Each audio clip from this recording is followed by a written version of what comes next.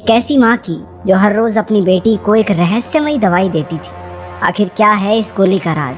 Film की शुरुआत होती है एक हॉस्पिटल के ऑपरेशन थिएटर से, जहाँ कुछ डॉक्टर समय से पहले जन्मे एक नवजात शिशु को बचाने की कोशिश में जुटे थे।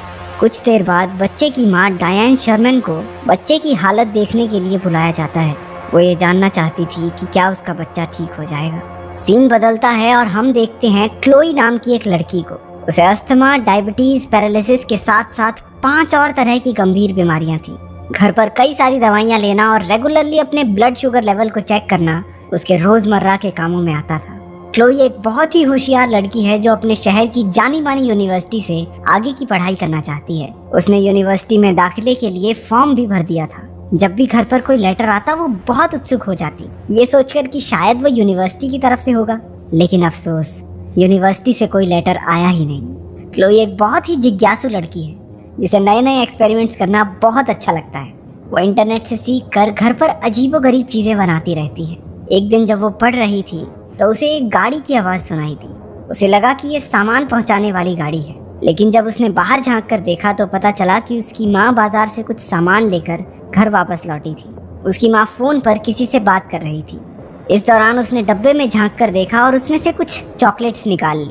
वहाँ पर उसकी नजरें एक हरे रंग की दवाई की शीशी पर पड़ी जिस पर डायन शर्मन यानी कि उसकी माँ का नाम लिखा था। लेकिन उसके हिसाब से तो उसकी माँ को कोई बीमारी नहीं थी। तो आखिर ये दवाई है किस चीज की? रात को क्लोई की माँ सोने से पहले उसे कुछ दवाइयाँ देती है। क्लोई तुरंत पहचान गई कि उन दवाइयों में एक हरा कैप्सूल भी था जो उसने पहले देखा था। उसने इस बारे में अपनी माँ से पूछा, लेकिन वो कहती है कि असल में क्लोई की ही दवा है और शीशी पर दुकान वाले दवाई खरीदने वाले का नाम लिखते हैं। क्लोई उसकी माँ के इस जवाब से पूरी तरह संतुष्ट नहीं थी, लेकिन अपनी माँ पर भरोसा करते हुए उसने अपनी दवाई ली और सीधा सोने चली गई। अगले दिन जिज्ञासा से भरकर उसने दवाइयों के डब्बे से वो शीशी निकाली और देखा कि दवाई का नाम ट्राइगॉक्सिन था। लेकिन उसे ये बात बड़ी अजीब सी लगी कि उस दवाई की शीशी पर अब उसका नाम लिखा था। लेकिन जब उसने वो स्टिकर उतारा तो पीछे डायन शर्मन का ही नाम था। उस रात सोने से पहले क्लोई को वही सारी दवाइयाँ फिर से दी गई, लेकिन इस बार क्लोई ने वो हरी गोली निगली नहीं और बाहर निकाल कर जांच के लिए अपने पास रख ली। उसकी माँ के सोने के बाद क्लोई जल्दी से नीचे गई और अपने कंप्यूटर में ट्राइगॉक्सिन के बारे में जानकारी ढूंढने लगी। हालांकि उसे कुछ पता नहीं लग पाया क्योंकि इंटरनेट में कुछ प्रॉब्लम थी। कंप्यूटर चलाते वक्त उसे ये एहसास नहीं हुआ कि कोई कमरे के कोने से उसे देख रहा था। जब उसके पास कोई और तरीका नहीं बचता तो क्लोई अनजान लोगों को फोन करके उन्हें कहती है कि इंटरनेट से देखकर उसे ट्राइगॉक्सिन के बारे में बताएं। पता चलता है कि ट्राइगॉक्सिन दिल की दवाई है, लेकिन अजीब बात ये थी कि ट्राइगॉक्सिन असल में एक लाल कैप्सूल है। उसे शक हो गया कि उसकी माँ उससे कुछ तो छुपा रही है। क्लोई के मन में अब भी बहुत सारे सवाल थे।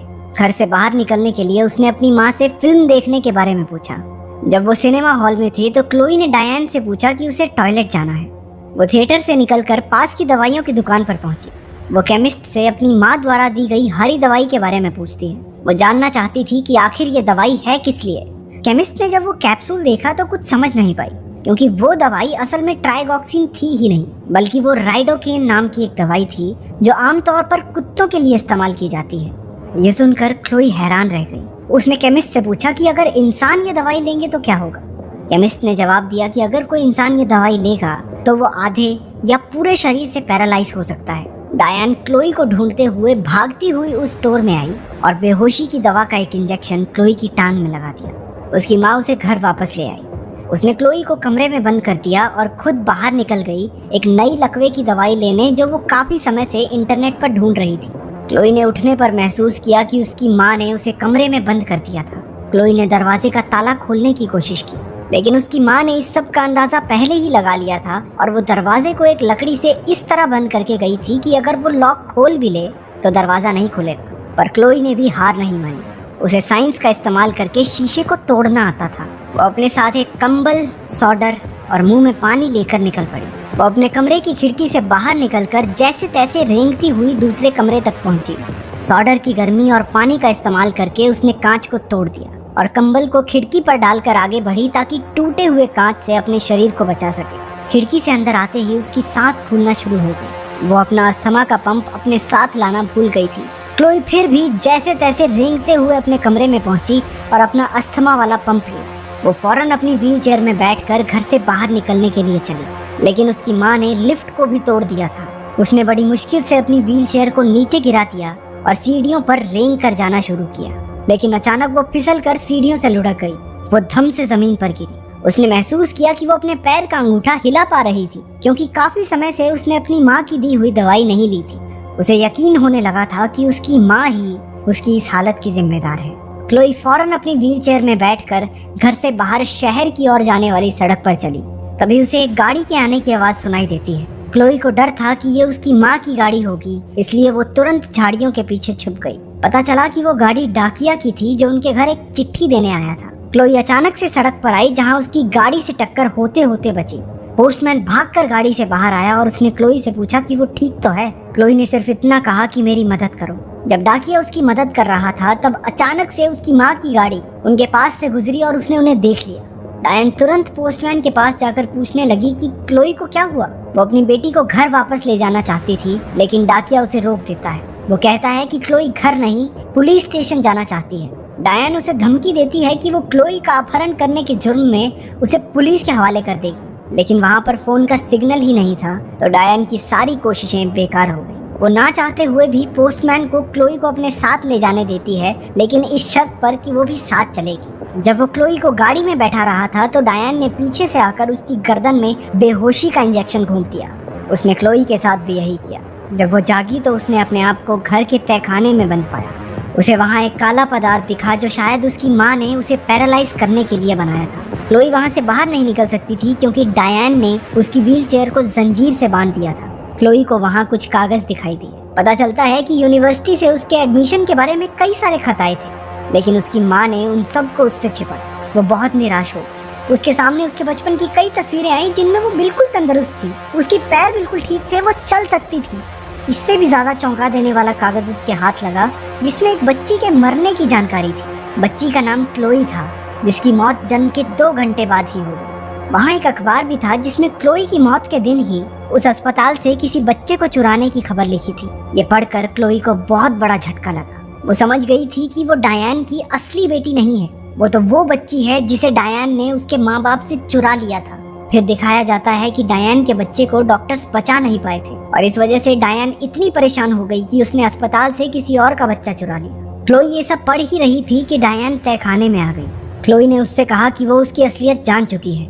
वो जानती है कि डायन उसकी माँ नहीं है और उसी ने उसे दवाइयाँ खिला खिला कर बीमार और अपाहिज बना रखा है। डायन कहती है कि उसने ये सब इसलिए किया क्योंकि उसे क्लोई से प्यार है। वो क्लोई की दवाइयाँ फेंक कर उसे सब कुछ भूलकर पहले जैसा हो जाने को कहती है। क्लोई अब भी डरी हुई थी। उसे अपनी माँ की बातों पर विश्वास नहीं था, लेकिन अब डायन के धैर्य की सीमा पार हो गई। उसने एक इंजेक्शन में वो काला पदार्थ भर लिया। क्लोई बुरी तरह से डर गई और जल्दी से एक अलमारी के पीछे छिपकर उसने दरवाजा बंद कर दिया। उसे वहाँ एक जहर की शीशी मिली। जैसे ही उसकी माँ ने दरवाजा खोला, क्लोई ने पूरी जहर की शीशी पी ली। डायन अपनी बेटी को मरता देख जोर जोर से रोने लगी। क्लोई को तुरंत अस्पताल ले जाया गया।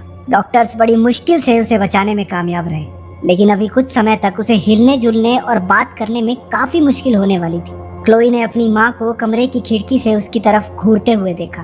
वो तुरंत नर्स को हेल्प बटन दबाकर अपनी मदद के लिए बुलाती है। वो कुछ बोल नहीं पा रही थी, इसलिए उसने नर्स को आंख से इशारा किया। नर्स ने उसे एक कागज और क्रायन दिया ताकि वो लिख कर अपनी बात बता सके। जब क्लोई कुछ लिख रही थी तभी अचानक से इमरजेंसी अलार्म बजने लगा। पता चलता है कि ये अलार्म असल में डायन ने नर्स का ध्यान भटकाने के लिए बजाया था। कुछ समय बाद डायन क्लोई के कमरे में दाखिल हुई और जल्दी से सभी उपकरणों को हटाकर उसे बाहर ले गई। जब नर्स क्लोई के कमरे में वापस आई तो उसने देखा कि वो वहाँ नहीं थी। नर्स ने क्लोई का लिखा हुआ कागज देखा जिस पर उसने लिखा था मॉम। नर्स ने जल्दी से अस्पताल की सिक्योरिटी को सूचना देकर क्लोई को ढूंढने के लिए कहा। डायन क्लोई को जबरदस्ती वहाँ से ले जा रही थी। अस्पताल से बाहर निकलते वक्त एस्केलेटर पर क्लोई की माँ उसकी व्हीलचेयर को हिला नहीं पाती क्योंकि असल में क्लोई ने अपनी टांगों को जकड़कर व्हीलचेयर को रोक दिया था। वो अपनी टांगों का इस्तेमाल कर पा रही थी। इतने में वहाँ अस्पताल के सिक्योरिटी गार्ड भी पहुँच गए। उन्होंने डायन को अपने हाथ ऊपर करने को कहा। उसने अपनी बंदूक उनकी तरफ तान कर कहा कि वो बस अपनी बेटी को घर वापस ले जाना चाहती है। उनमें से एक सुरक्षा कर्मी ने डायन पर गोली चला दी, जिसकी वजह से वो सीधी सीढ़ियों से नीचे गिर पड़ी। आखिरकार क्लोई को सही सलामत बचा लिया गया। इसके अगले सीन में 7 साल बाद पागलों के अस्पताल को दिखाया जाता है। क्लोई अब बड़ी हो चुकी थी। वो अपनी टांगे हिला पा रही थी, हालांकि अब भी ये उसके लिए एक संघर्ष था। वहाँ पर क्लोई डायन से मिलने आई थी। क्लोई उसे बताती है कि उसके असली परिवार के साथ उसकी ज़िंदगी बहुत अच्छी बीत रही है। उसके अब कई सारे दोस्त हैं और उसने अपनी पसंदीदा यूनिवर्सिटी से पढ़ाई भी पूरी कर ली। वो बताती है कि उसकी टांगें पहले से काफ़ी बेहतर हैं, लेकिन ये इससे बेहतर हो पाएंगी या नहीं ये कहा नहीं जा सकता। जाने से पहले वो अपने मुंह से कुछ बाहर निकालती है। ये वही कुत्तों की दवाई थी जो डायन उसे दिया करती थी। क्लोई ने बड़े प्यार से उससे कहा, माँ मैं तुमसे बहुत प्यार करती हूँ, चलो अब मुंह खोलो। इस खौफनाक नज़ारे पर फिल्म